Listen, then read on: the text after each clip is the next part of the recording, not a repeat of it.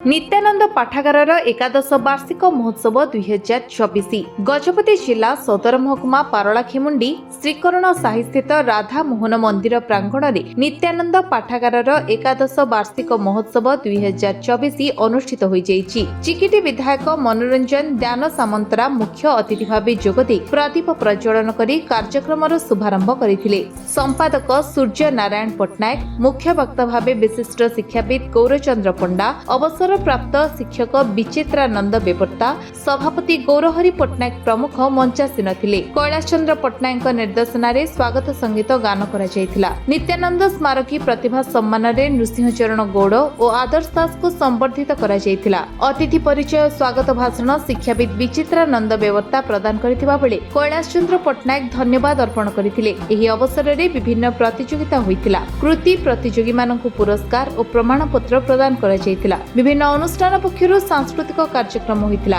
एही कार्यक्रम रे बहु मान्यगण्य व्यक्ति उपस्थित थिले। मो ना गौरचंद्र पंडा, ब्राह्मण, बयस 92। मोर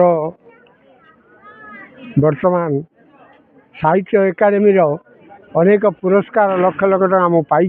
लेखक जड़े गुरु तालीम केन्द्र प्रधान शिक्षक भाव में चाकरी अवसर नहीं। ये नुआ आज नुहे आगुरी 3-4 थर भी नित्यानंद पट्टनायक वार्षिक जोग देती। जोग जन्मा अनन्य व्यक्ति होती नित्यानंद पट्टनायक। बहु गुणर अधिकारी, निर्भीक वक्ता, प्रजा सेवक। आते लोकर समागम चिकिटी विधायक आमर मुख्य अतिथि भाव जोग देती। कृतज्ञता ज्ञापन कर सूर्यनारायण पट्टनायक संपादक हिसाब से बहुत परिश्रम करी, बहु अर्थ श्राद्ध कर बापा को सुनाम पाई ये जो आयोजन कर खूब मंत्रमुग्ध भाया देखिक विमोहित होती। आशीर्वाद कर भी या उत्तरोत्तर उन्नति करूँ। आमर साहाय्य सहयोग जहाँ दरकार देवा प्रस्तुत।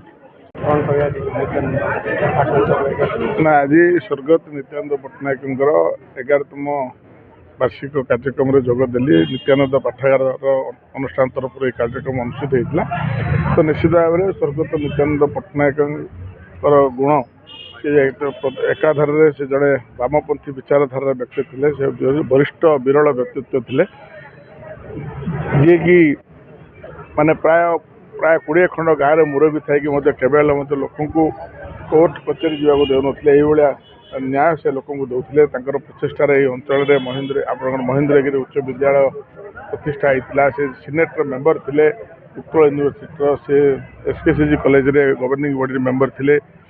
सी केवल निजर विचारधारा सहित केवल मत सालिश कर नथिले। तो कहवाक गले से भाया व्यक्तित्व कार्यक्रम में मुझे जोगदे निजक धन्य मानली। से जो थे प्रति मोर भक्तिपूत श्रद्धांजलि अर्पण करुच्ची। जो अवदान रही अंचल प्रति से जो थे अंचल प्रति आशीर्वाद रो। जो परिवार अच्छा से परिवार जो ये कार्यक्रम को जारी रखिंट अनुष्ठान उत्तरोत्तर कामना कर विधायक हिसाब से ये अनुष्ठान माने भल पाए बोली जहाँ मोर सहयोग रहा कथा रहा व्यक्तित्व चिंताधारा समस्ते ब्रती हूँ। यह मोर काम। गजपति रेणुबाला भाईना रिपोर्ट, विश्व विजय न्यूज ओडिशा।